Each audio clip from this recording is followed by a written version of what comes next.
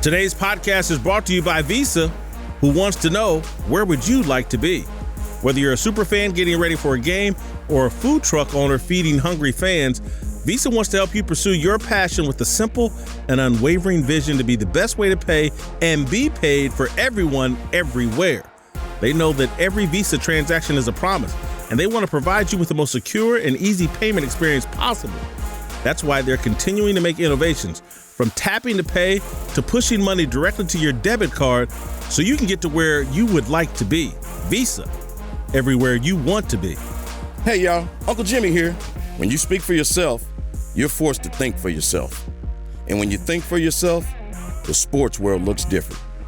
In order to enjoy this podcast and this show, you need to have the courage to look at the world from alternative points of view and not be offended when you disagree. Speak for yourself isn't your Twitter, Facebook, or Instagram feed. SFY tells you what you need to hear and not what you want to hear. So, welcome aboard, buckle up, and enjoy the ride. We start today in New England. Tom Brady placed Bill Belichick in check this morning. In a 234-word Instagram post, the greatest football player of all time let it be known he still desperately wants to continue his career, and he wants to do it in the New England Patriots uniform. After thanking Patriots fans, quoting Teddy Roosevelt, and acknowledging how blessed his career has been, Brady concluded his IG post with these words: "In both life and football, failure is inevitable. You don't always win. You can, however, learn from that failure, pick yourself up with great enthusiasm, and place yourself in the arena again." And that's right where you'll find me, because I know I still have more to prove. I got chills reading that. Just because I root against the Patriots doesn't mean I lack respect for Brady. He is perhaps the greatest competitor we've ever seen in team sports. Right now, he's competing against Bill Belichick in a high-stakes game of Patriot Way chess. The Patriot Way pretty much dictates that Belichick move on from his 42-year-old quarterback. Belichick gets rid of players a year too soon rather than a year too late. Brady is already a year or two past his expiration date, and he allegedly wants to be paid next year like an in-his-prime superstar. Belichick allegedly wants to move on. Just 4 days after being eliminated from the playoffs, Brady is making it clear he doesn't want to leave New England. Brady's IG post, coupled with Robert Kraft's statement that he'd prefer to re-sign Brady, puts a ton of pressure on Belichick.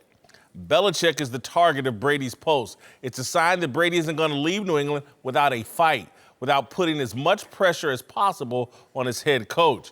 You would think these two guys could agree to one more compromise contract. Brady's worth $25 million next season, isn't he? And $25 million is a fair price for a 40-something quarterback. It's Belichick's move. I think he should work to retain his old quarterback.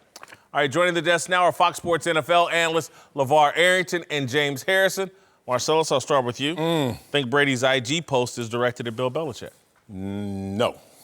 I think it was directed at the NFL, and we're going to take it as it was directed to Bill Belichick because, as last seen on the football field, he was with the New England Patriots. But this was an alert to 31 other teams out there for you not to pause for the cause of Tom Brady's services if you're contemplating, am I thinking about retirement or not?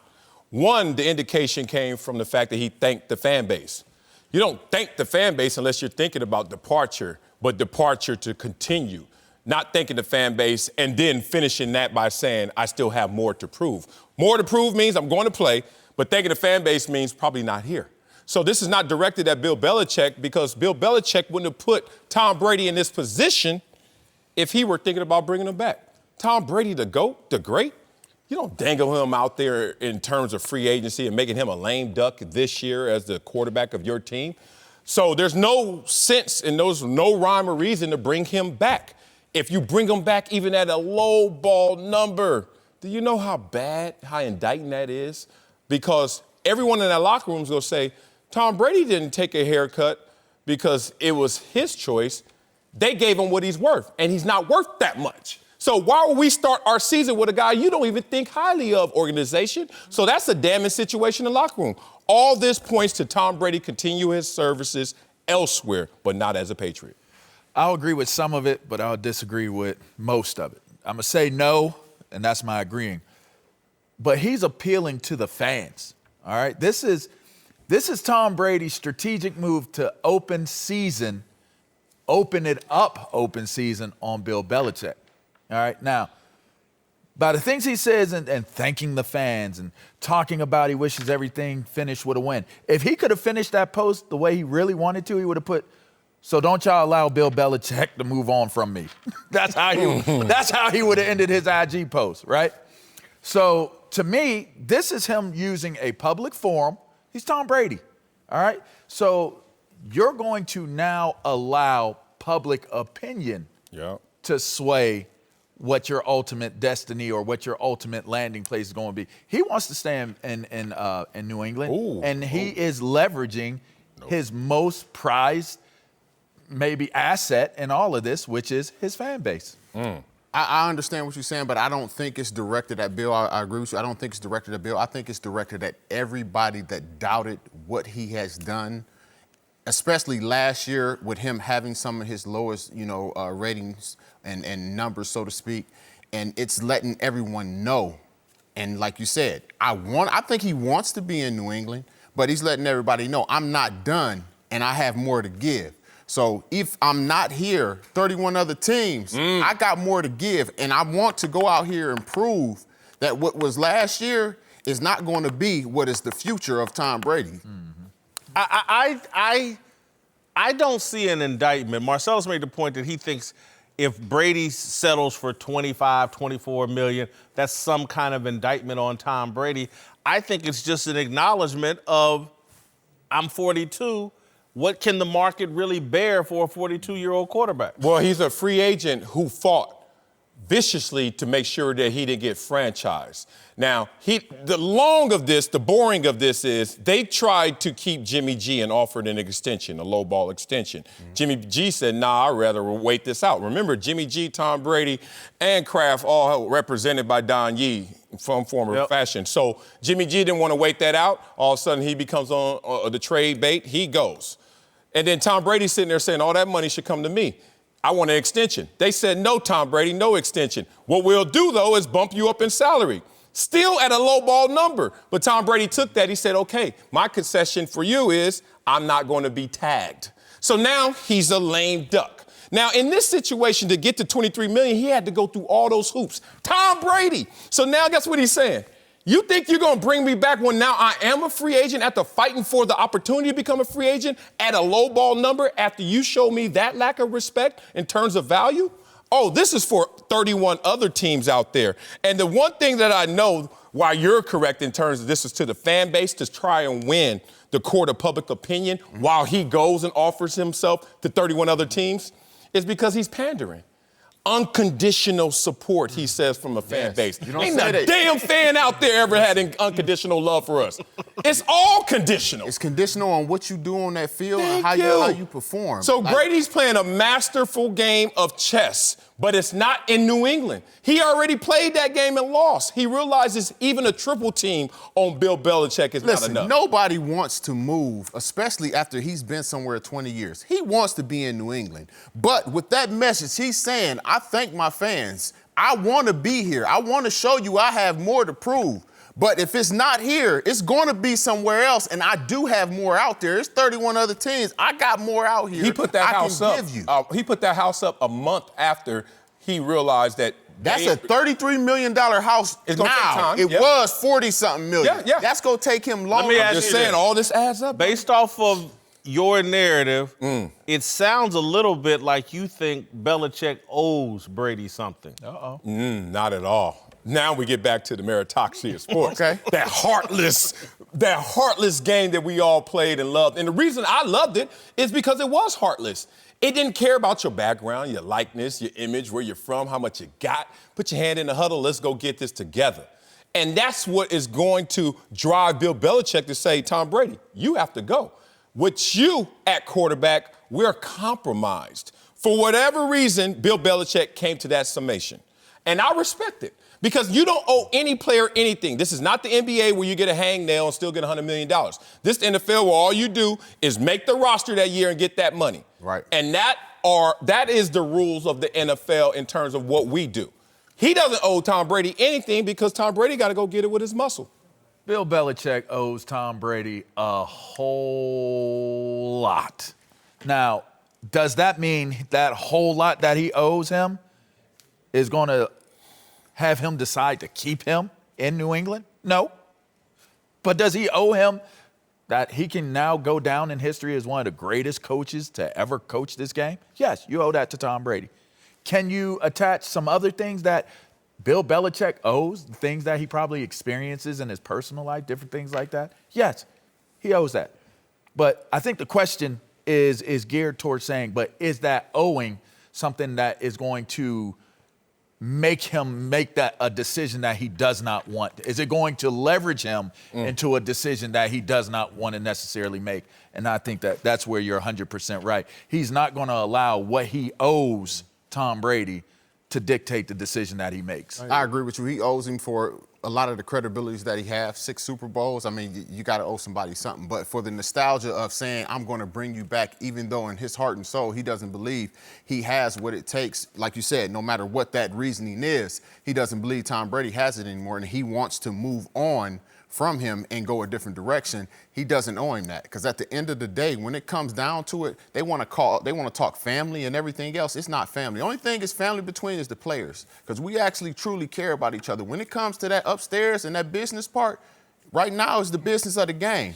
Whatever don't make them dollars and cents and championships, they go get rid of, and that's where he's at right now. I'm going to walk a thin line here and say that based off of what Brady, I think, believes is you couldn't have established this culture that we have Without me. Yeah. I was the enforcer of the culture. I was the guy you held up as an example. You can coach hard, blah, blah, blah. And so I think Brady probably does feel like, hey, man, I'm still that guy. I'm still the cultural enforcer, and I can play if you give me the right tools. You owe me another shot in 2020. Which, by the way, is not a bad discussion point. I mean, you put any quarterback in that offense, you're going to have the same questions, right? Well, I mean, honestly, with the lack of weapons that they showed this year, you're going to have some of the same concerns. If you had a mobile quarterback, things would have been different and greater probably. Let's be respectful of that. I will say this. We were saying the same thing. I'm saying it at a different starting point. I'm talking from now forward. You guys are talking about in totality, so I respect what you're saying. Sure. But from this point forward, I don't owe you anything because you have to go fend for yourself. And I'm not going to overvalue you because of past successes that we've had, right? I'm not giving you a Kobe contract, bro. Kobe got 2 years, 50 when everybody knew, Kobe ain't 2 years, 50. But they gave it to him. And we're not going to do that for Tom Brady. So this whole that we built something together or you were the beginning of something great is amazing. And we're going to celebrate that in record. But J.J. Fad had the first hit on Ruthless Records. Oh, no. Mega hit. Supersonic. Supersonic. You think Eazy-E and them old J.J. Fad, all of NWA and all that? Yes. James Harrison, LeVar Arrington are back. It's time for That Dude's Dudes. Marcellus, what you got? 2 tons of fun. This is the O-line y'all don't want to see right here. It's That Dude's Dudes. Let's start off with Danielle Hunter. Second team All-Pro Danielle Hunter. What strip sack science. You're going to see him shed the right tackle. Give me that Drew Brees and punches the ball out for a Vikings turnover. How did this go down? Man, he making up moves on the fly. Inside double swipe. I said a hip, hop, inside. That's called being a better athlete, but he doesn't cross face and he gets skinny in the hole. That's why it actually worked. Then he gets to Drew Brees right here. And I'm going to take y'all to science class to show you how this went down. Bam! Hit Drew Brees on the tricep. You guys know the tricep is connected to the forearm. Forearm's connected to the hand, connected to the fingers, and connected to the ball, and that comes out. Ooh, Drew Brees. That surgery came back to haunt you. Danielle Hunter, you're a third. That dude of the week. Let's go to number 2, Rashaan Evans. Superman gonna give us a little bit of this LeVar leap over here. Flies through the Patriots blocking and drills Sonny Michel. He balled out. For the goal line stop. Yes, he did. He's locked in, too, right here. Sees the Patriots up to no good, locks in on James White from the snap. LeVar mirroring his first step and running him down in the backfield. Davis takes flight, and he Supermans that you in the backfield right there, James White. Yeah. That boy's good right there. He balled out Rashaan all game. Evans, that dude, number 2, baller. And let's go with the man himself, straight off the shelf. You know who this is. It's J.J. Watt, and he's here to rob. Take a seat. Get down, Josh Allen. You know who this is. J.J. Watt Got the whole family in the building. He's actually better than his brother, too. Square up right here. Watt sets up the punch. This is going to be a big fight, but he's going to hit him with that Mayweather. Feint! Oops. I didn't punch you. I actually went with a rip in that move. Oh, my God. Cody Ford got caught. Josh Allen, take a seat. Look, Smokey, I ain't the smartest man. Looks like you were eating some corn right there. J.J. Watt's hype. Josh Allen, take a seat. And J.J. Watt, your number one dad dude of the week. All right, that was great. Thank you, Marcellus. All right, let's move to a big story brewing in Baltimore, where Lamar Jackson and the Ravens host the Titans in a divisional showdown Saturday night. And it sounds like Tennessee is just as in awe of Lamar as everyone else. Head coach Mike Vrabel said Lamar is the best player in the league and impossible to tackle, while defensive end Jarrell Casey went even further, saying Lamar is, quote, from Mars. All right, I can't wait to hear from you three defensive guys. Are the Titans perhaps giving Lamar too much respect? No, no such thing. I'm a big fan of Eastern philosophy. My son is taking martial arts right now. And one thing I've learned is how you can dismiss your ego and your pride in a moment and fully respect your opponent. What that allows you to do is make the right computations, the right inputs into your program of preparation for the week. So when you see Lamar Jackson on film, you enter different coordinates. You're like, yo, this is another level. And then the work begins. It's time to go out there and prepare for the next level in terms of competition. These guys are going to say it because Mike Vrabel says it. Why does Mike Vrabel say it? Because the best coach of all time says it. Bill Belichick will prop up every single opponent. You know why? Because he fully respects them. Everyone on that football field is a black belt. Some of us are different degrees. So I love this because it's a healthy mindset. No fear, no ego, and the pride kicks in the preparation to go out there and stop Lamar Jackson. It's a no for me as well. And quite frankly, if you do believe what you're saying, he's from Mars, we can't tackle him, then you should all be fired. My opinion. I don't want any of you if you don't think you can tackle it. Get out of here. So if you think they're giving him too much respect? Yeah, which one are you going? You said no. Yeah, no, I don't. Okay, well. Are they giving him too much respect? I don't think they are because, again, it's ridiculous to Yeah. believe that would be true. Yeah.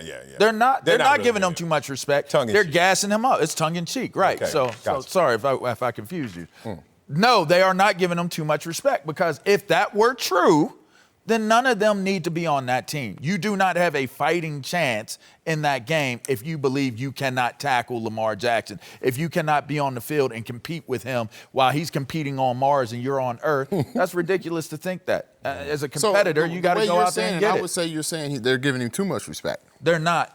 I understand what you're saying. They're gassing him up. Right. I'm with you. I don't believe they're giving him too much respect. The whole thing is he is the best player in the NFL right now. He will get the MVP, and he's doing things that we haven't seen done since never.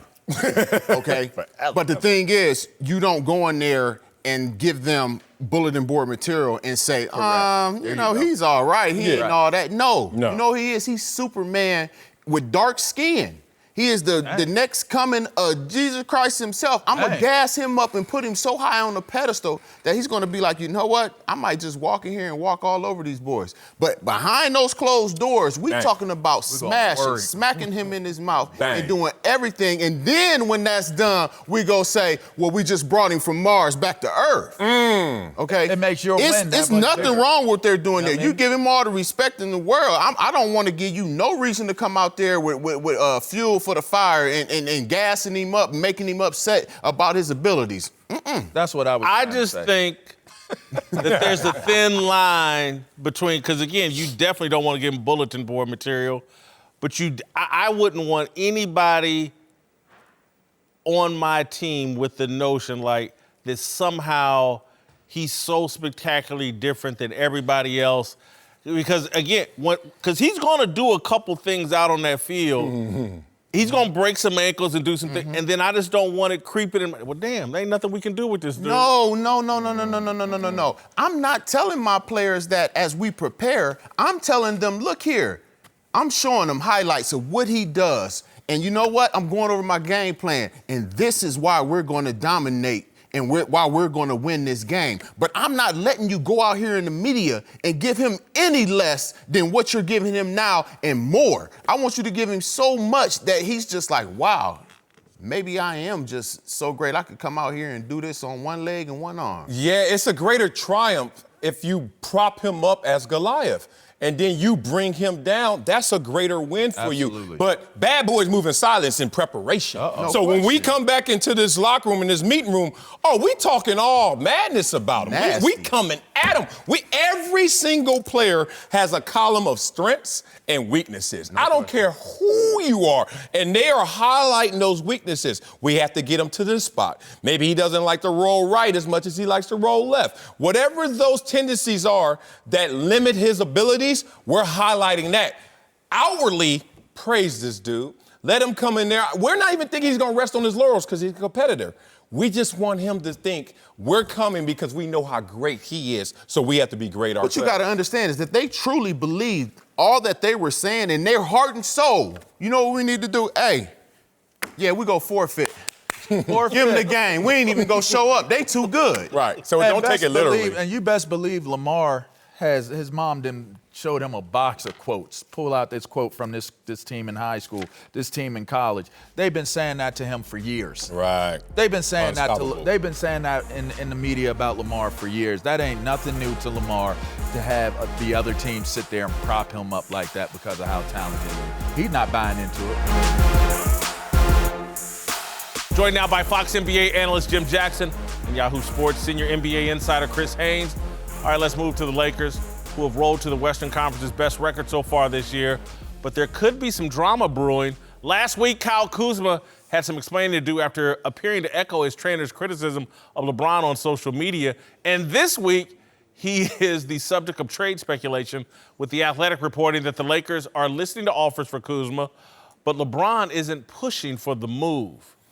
All right, the question here is, think this Kuzma situation could disrupt LeBron and the Lakers? No, not at all, especially because the leader of the Lakers has been through this situation before, watching that third fiddle just disappear in terms of expectations and what you thought you were going to get with that production. I'm talking about Kevin Love, I'm talking about Chris Bosh, who all declined in that role. And now you have a guy who is still trying to figure out his way in the NBA, and Kyle Kuzma, who's declining in that role. So if you're LeBron, how much did you really bank on Kyle Kuzma coming in to be that guy, whether as a starter or off the bench?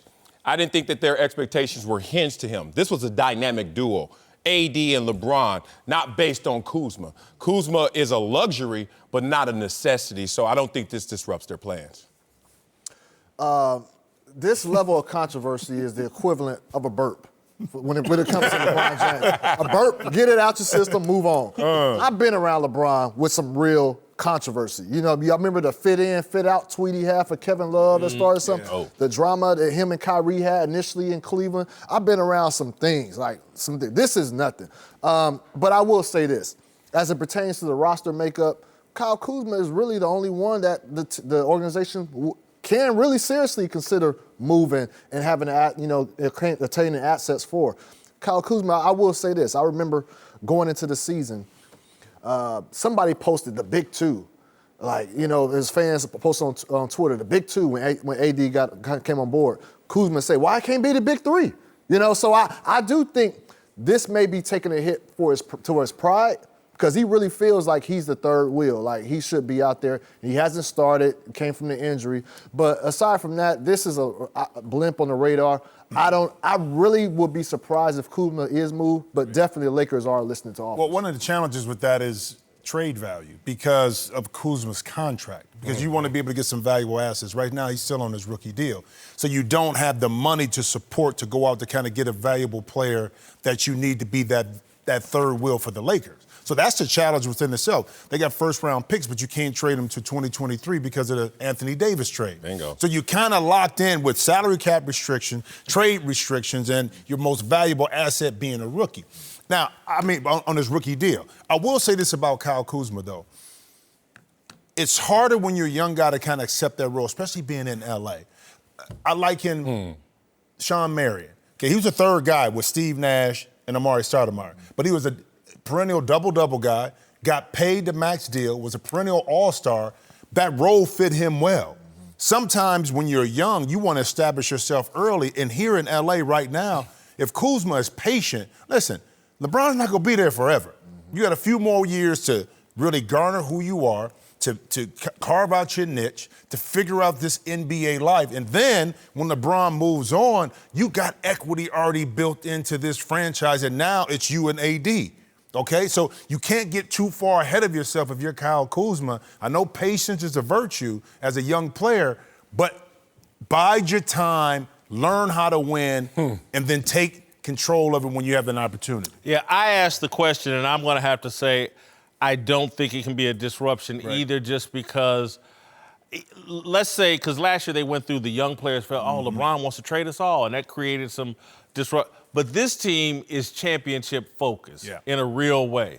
And if Kyle Kuzma's collateral damage on their run to the championship, ain't none of these veterans in that locker room, no one cares. Young guys, old guys, it's like, hey, it is what it is. The game is the game. So I don't see it having a real impact. Oh, we ain't done, are we? Because I was just talking about. He looked at the camera. We're done. No, go ahead. Hold on.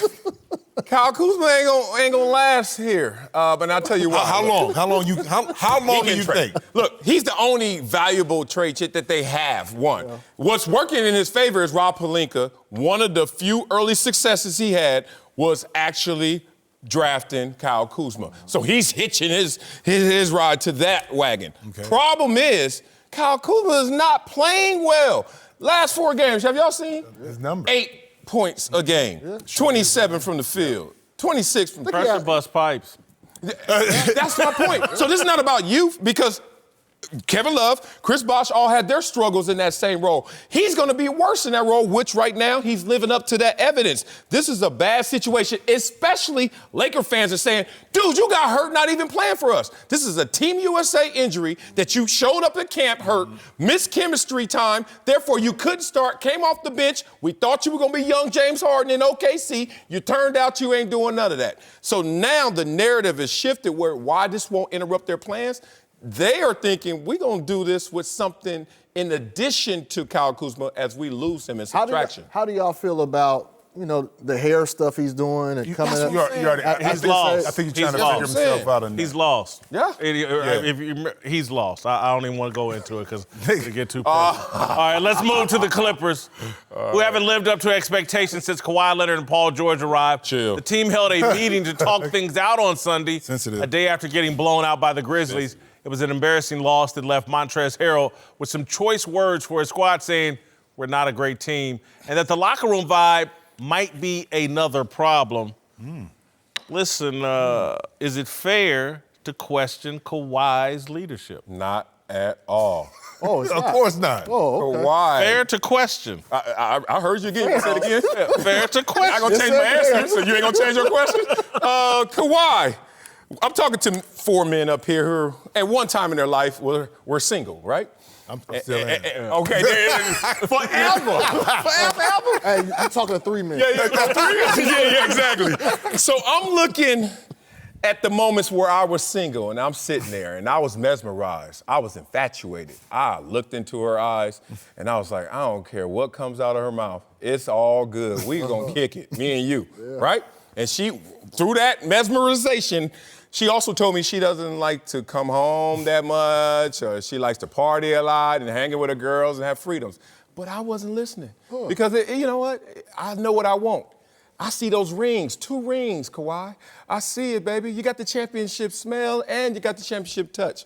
We date. We go out. We hang. I'm sitting there one night on Wednesday. She ain't came home. She told me already she wasn't going to come home. That's how the game went. But I got caught up in the sauce.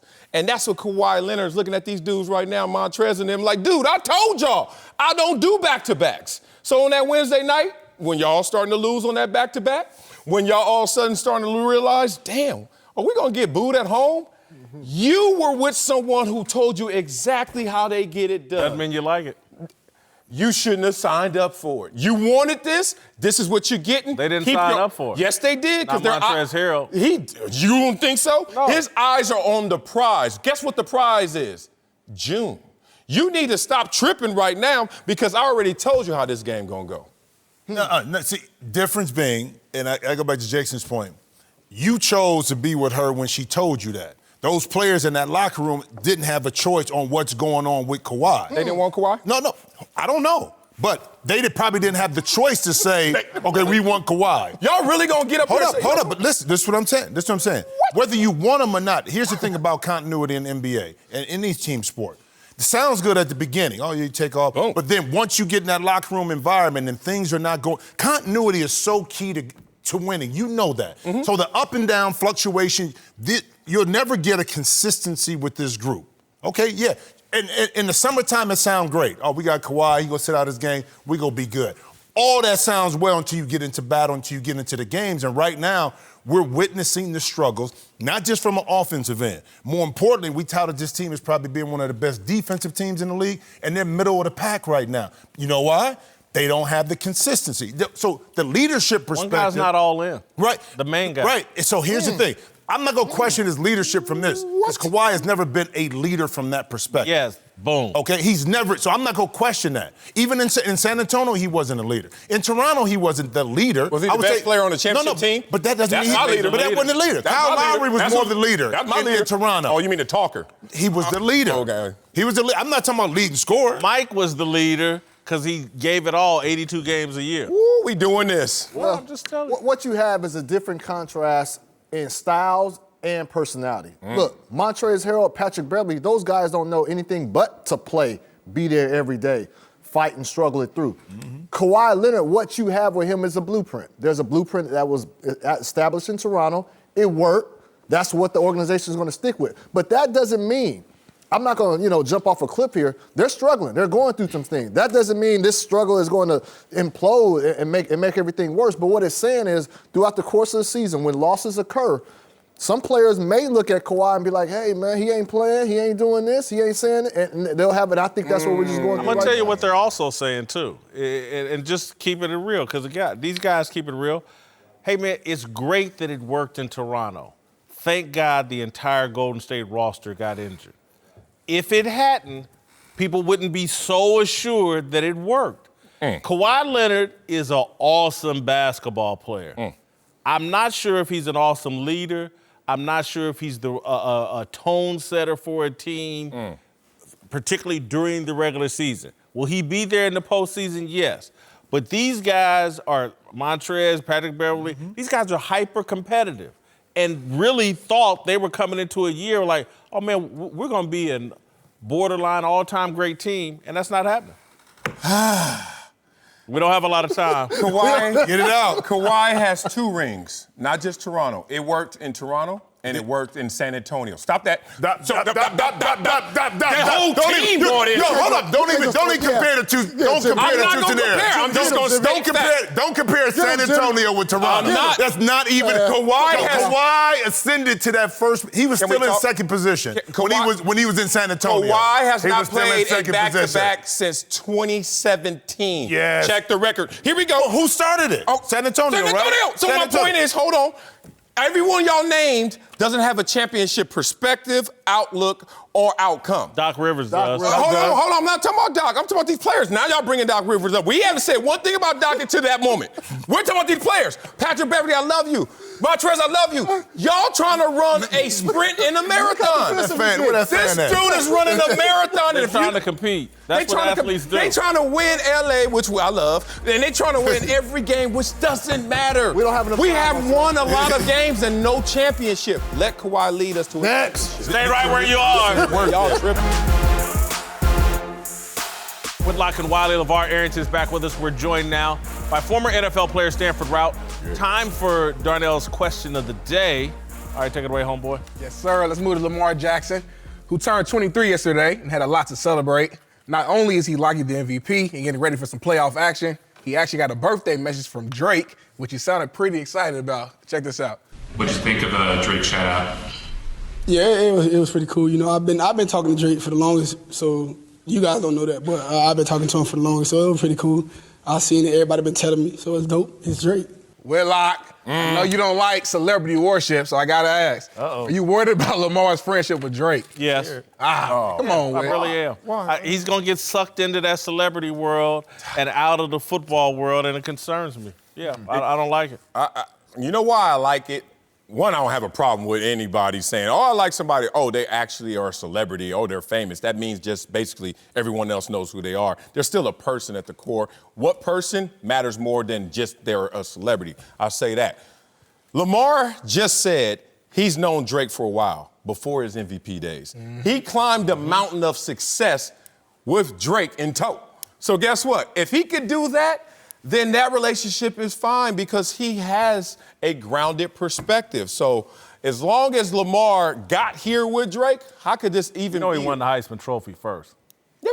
So, I mean, he was a big deal. That's probably when they met. Yeah, I know. So That's to my point. So he's been successful before. He continues to be successful. He got better this year, still knowing the guy you call Drake. And it was his response, too. Like, the way he responded when they asked him, like, hey, I've been knowing Drake. Like y'all just found out. That's on y'all. Right. And then he was done with it. I think the kid is focused. I like his playful way of entertaining the media when they ask him questions. If he would have responded in a different way, where it said like there was more of a buy-in to like. I don't have a problem with his response. Yeah, I just don't like him being friends with Drake and these You don't celebrities. want him to be a friend, yeah. No, And these celebrities, Drake, he is a celebrity? You don't want to be a He's friend an with... athlete. You called him Thriller. But You said it was Thriller. Drake's a celebrity. But wait, you got to think No of it. substance. This situation seems a little bit different to me because just like to your point, LeVar, the way that he mentioned, I've been knowing Drake for a while, it doesn't seem like this is going to be something that he's going to overly saturate himself in this whole celebrity culture. I know you don't like that. And you don't see or hear of Lamar Jackson staying at Drake's house. You don't see him sitting courtside alongside at basketball games with celebrities or anything of that nature as of yet. Yeah. To me, Lamar Jackson still seems like a humble kid, but confident. He's a humble kid from Florida, and it doesn't seem to me that he's going to be a part of the culture that you think he's going to soon become. And I will just go ahead and say this. Stanford. I will just go ahead and say this. Say it. We all know that Drake is an ambassador for the Toronto Raptors, and as far as the Drake curse, that's gone. we do know them Raptors took home that chip. That's gone. Yeah, I think Drake personally injured like 3 Golden State Warriors to make that happen.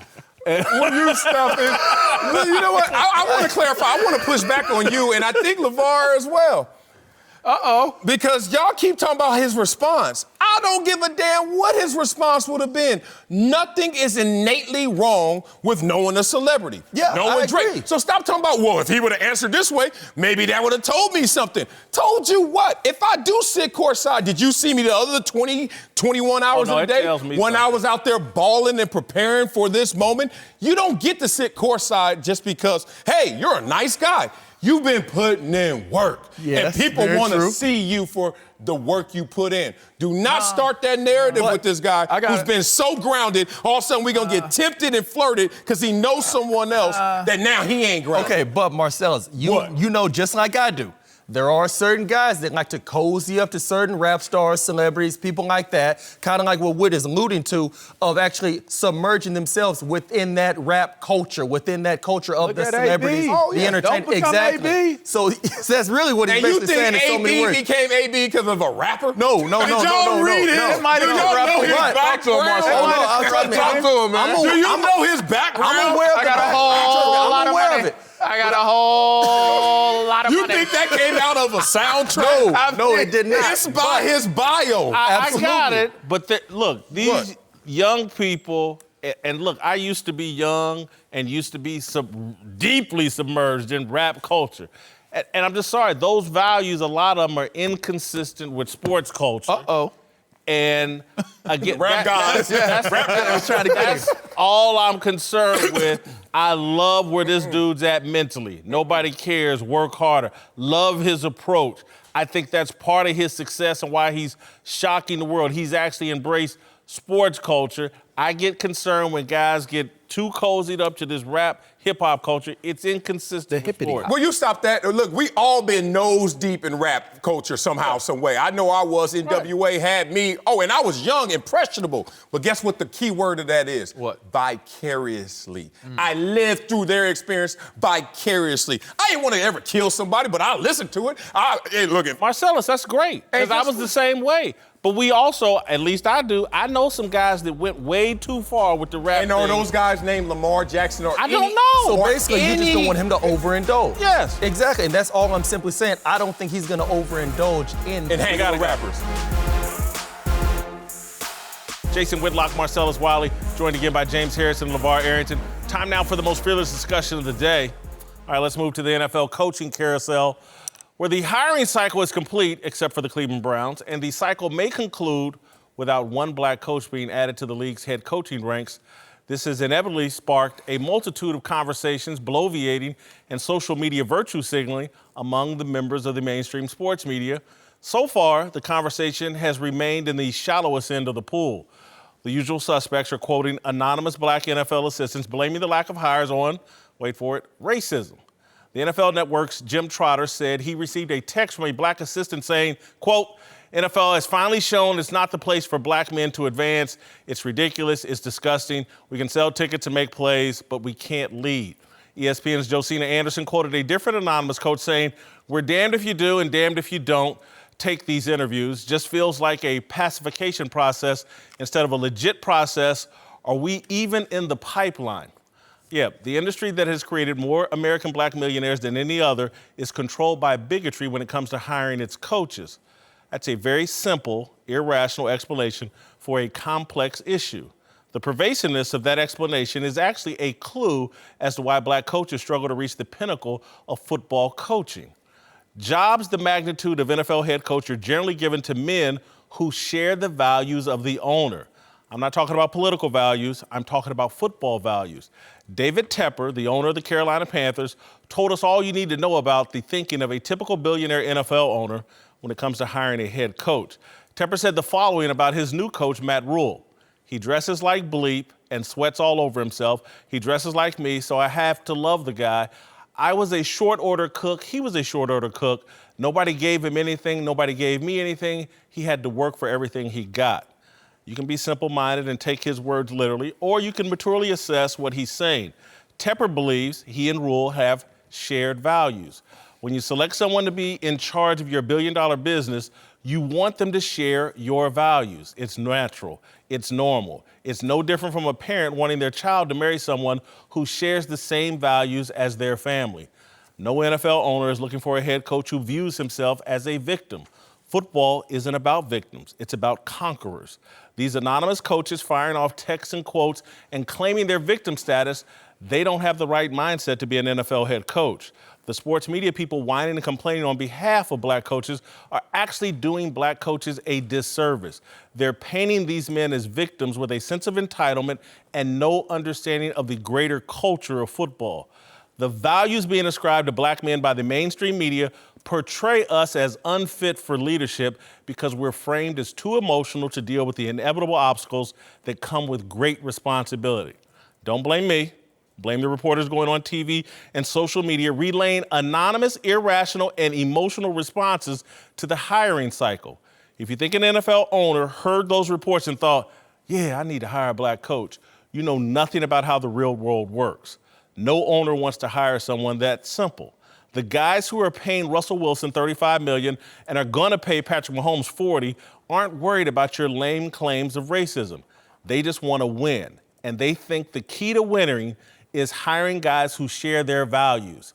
Values supersede color, and nothing has damaged the perceived values of black men in football more than the victimhood narrative spread by Colin Kaepernick the last 3 years. Cap and his media supporters made black men look weak, irrational, emotional, and entitled. He made us look like the type of people who would fire off anonymous, irrational, emotional texts accusing the NFL of racism because Eric Bieniemy, Andy Reid's intern, didn't get a job. All right. Does race explain the NFL's lack of black coaches? No. I like how you said, let's go into the deep end. I really respect what you wrote there. The deep end is not going to talk about the symptoms, which are there are not enough black coaches. There are not enough black executives. The deep end is going to talk about what the illness is. And the illness is we don't have ownership. And with ownership, that changes the entire game. The rules of engagement are not based on emotions, they're based on economics. And that changes everything. You brought into some of the attributes that can affect beyond economics, the values, the shared values.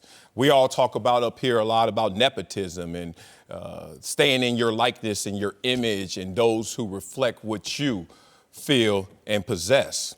So I'm looking at this situation, and there's an old adage that goes around that our people really fought for our civil rights, and we should have fought a little more for our silver rights, our money, our opportunity, because the numbers are damning. When you talk about why aren't there black coaches, because no one's upstairs with all the power calling the shots, sitting there saying, I'm going to play this through. The numbers say there are 13% of this country that is African American. You know how much wealth we have in accumulation? And that 13%, only 3%. 3% of the wealth is the 13%. That's disproportionate. So I go to example, Jay-Z.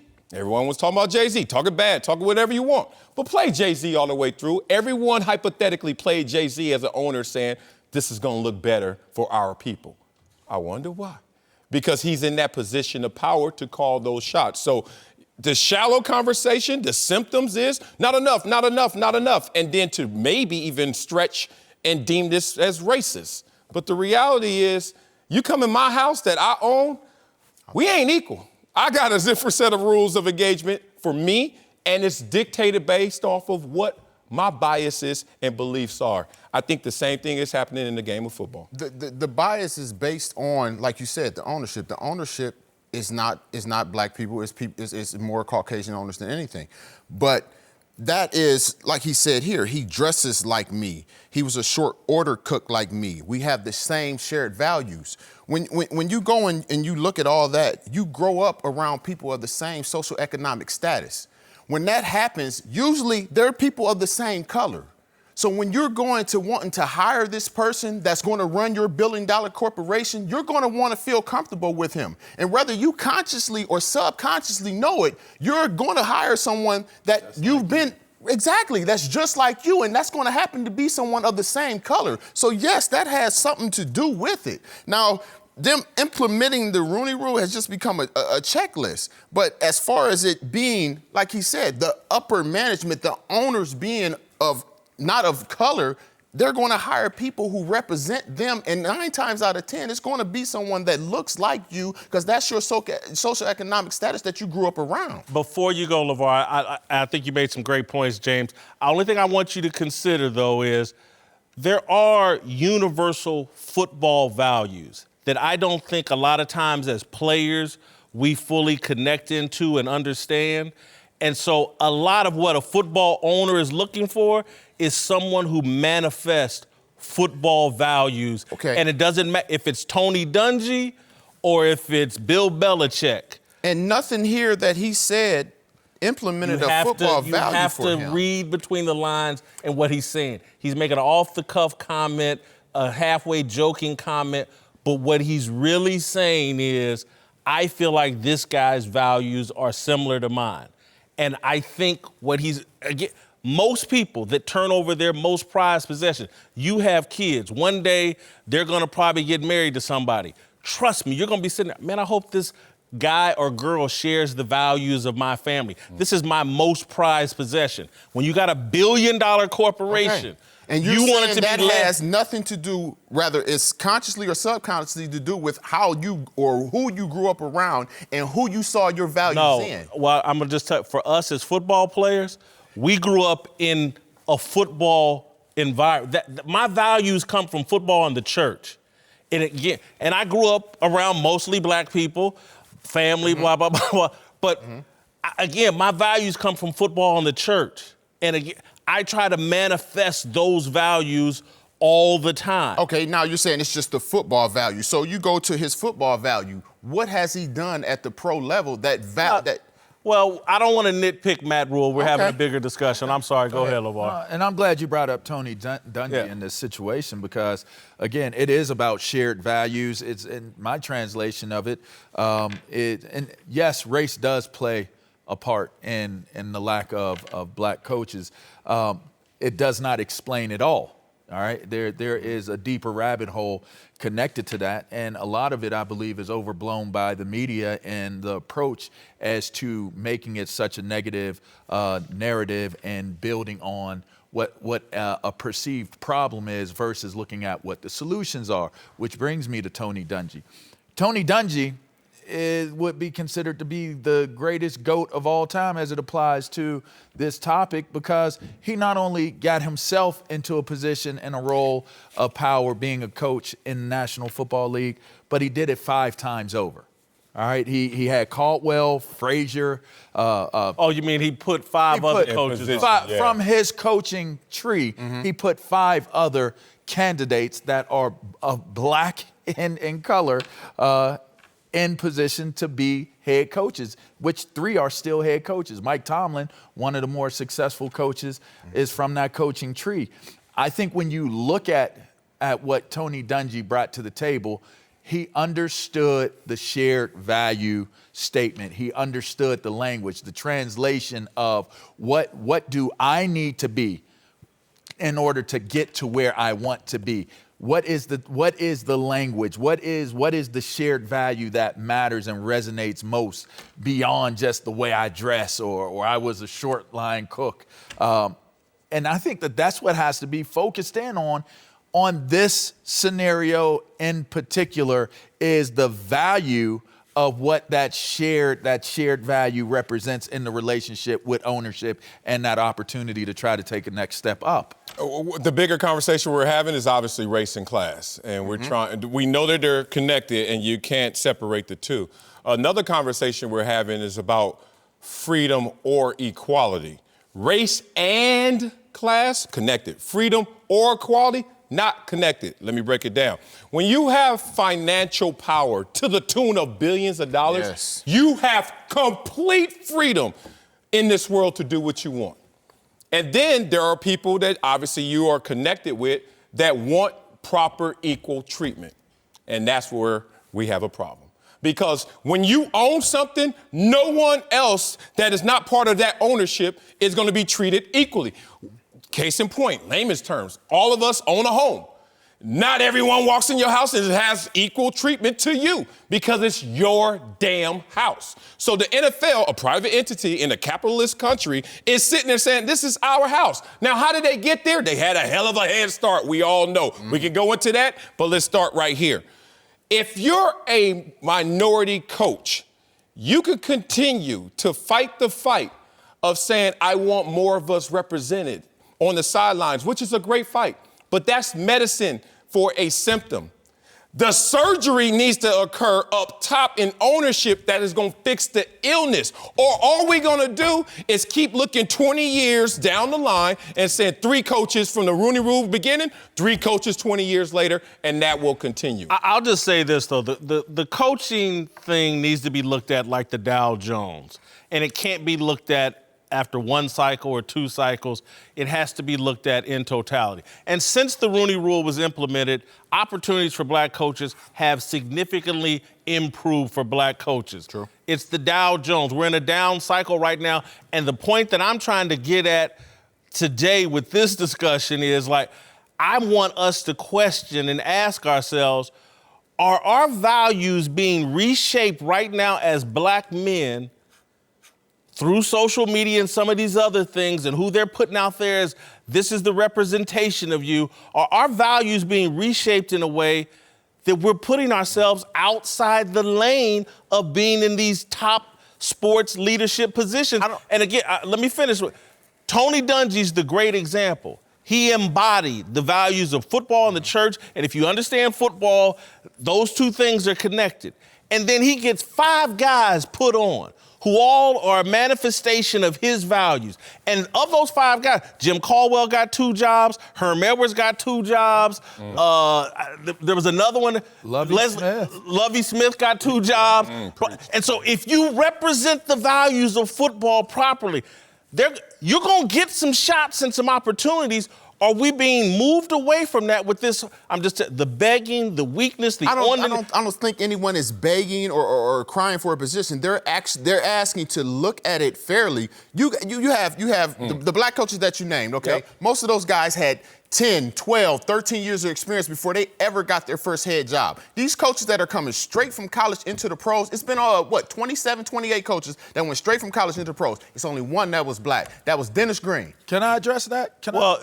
You do know, like David Shaw and James Franklin probably could jump to the NFL if they wanted to. And these college coaches are making a ton of money. Yes. Look at our panel right now. Look at it's a full black panel on Fox, on FS1, talking about this subject and matter. I think looking at the solutions, right? Some of the things that I never really took the liberties to think about and identify and address within my own self, and the things that I was capable of doing versus the things that I just, I was grandfathered in because I made tackles. Ever since I started doing this show, the challenge that I've been receiving from even from Whitlock in terms of a roadmap to be successful is challenging yourself to look outside of what the norm says, right? The norm says it's fair for me to deserve or have this opportunity, whereas you should challenge yourself and say, I'm not going to put fear out there or I deserve it. I'm going to put out there, I'm going to put in the time. I'm going to put out the hard work. I'm going to put in the energy. I'm going to learn what it takes for me to be able to climb that corporate ladder or that ladder as a talent. Those are things that you have to challenge yourself to think of. And I think that plays more of a part into the solution of what this represents versus just saying, okay, well, I've been here for this long. I deserve to have that opportunity. Say it, man. My greatest parallel to this situation is growing up in the 80s, a fan of the rap music industry. And everyone started to complain. All the rappers were black and we are not getting our fair due. So what happened in the music business, if you look especially in the late 80s and the 90s, is people took ownership. Let's talk about what that ownership changed. Not only are the rappers, players in the NFL, black, but now the ownership is black, so therefore the terms and the situation and circumstances change. It creates a Puffy, a Jay-Z, a Rick Ross, a Baby, a Master P. So until you want to go have surgery on who's going to be upstairs calling the shots, you're going to just stay on the field. You're just going to be sitting there saying, my contract's bad in the rap game. But you need to get to that position. If that's your aspiration and if that's what you have in resources, that's how you address this issue. I'm going to say one last thing, and I'm sorry. Progress is taken, not given. You go look at the history of the world. What men do is take what they want. All this begging and give me. You got to be man enough to go take it. You got to go take it. All right, welcome back. Whitlock and Wiley. Stanford Route is back with us. Let's move to Cleveland, where the Browns have interviewed several candidates for their head coaching vacancy and are hoping to have the position filled by Saturday. Reportedly, Josh McDaniels will interview for the job Friday, possibly getting another crack at a head coaching gig, despite flaming out in Denver and quitting on the coach before he even got started.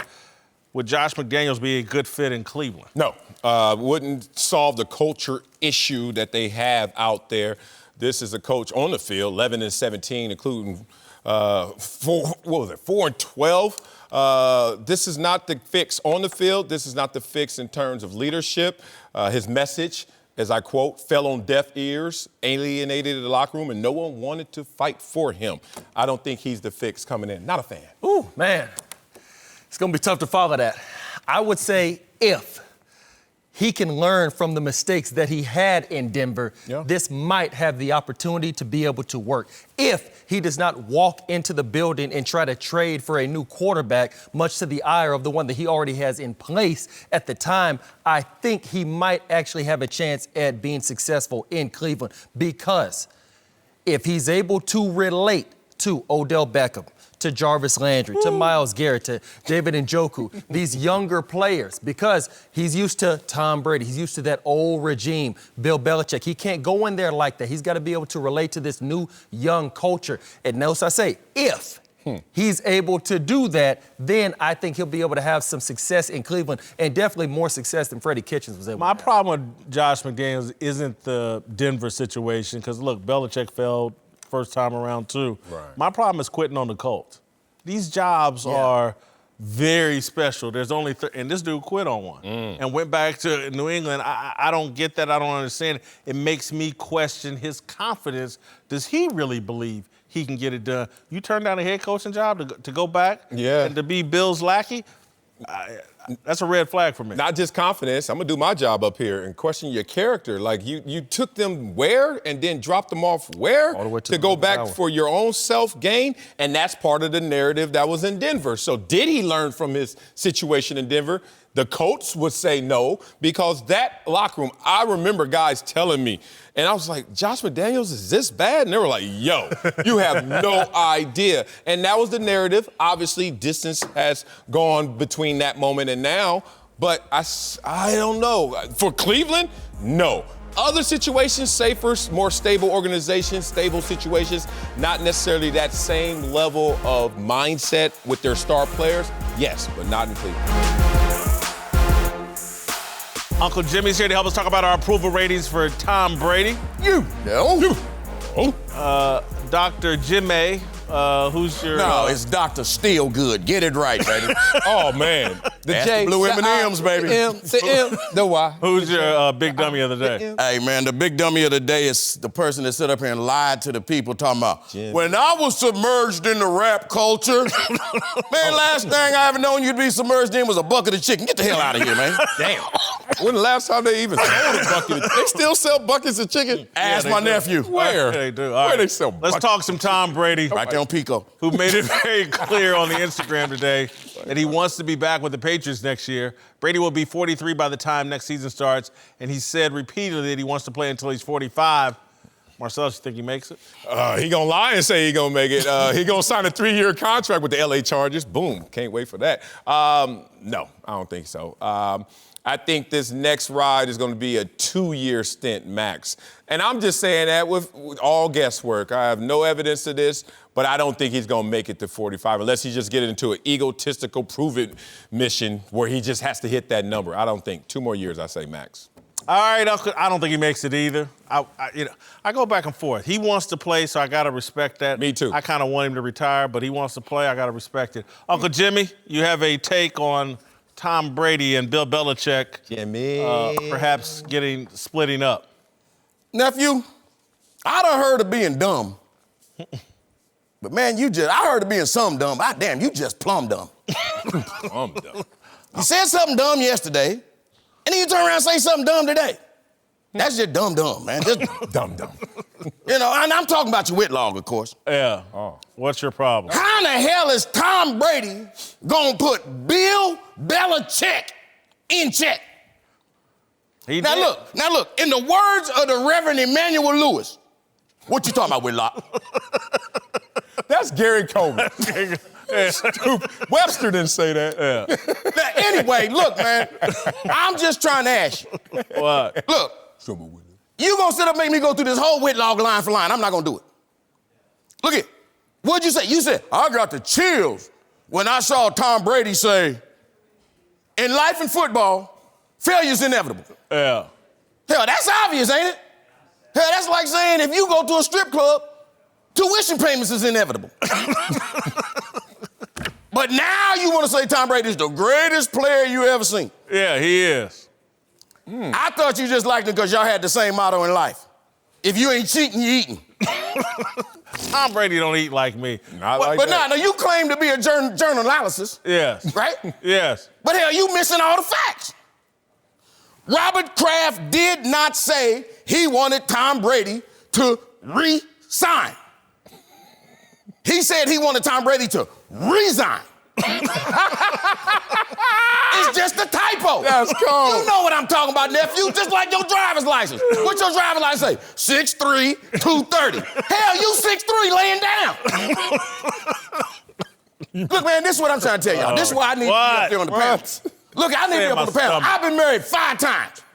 I know something about divorce. Yeah. Look here, Bill Belichick, you can ready to go through a divorce, man. It's a real tricky time.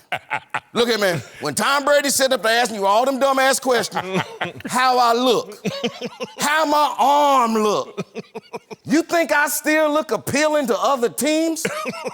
Bill Belichick, you better look Tom Brady straight in his eyes and lie. I know you think it ain't right, but women do it to my nephew all the time. Look here, man. Look here. Here's what you got to be careful of. What? Look here, man. If you use the wrong words, you gonna end up with alimony, palimony, and chalimony. And all that end up with a big pile of money.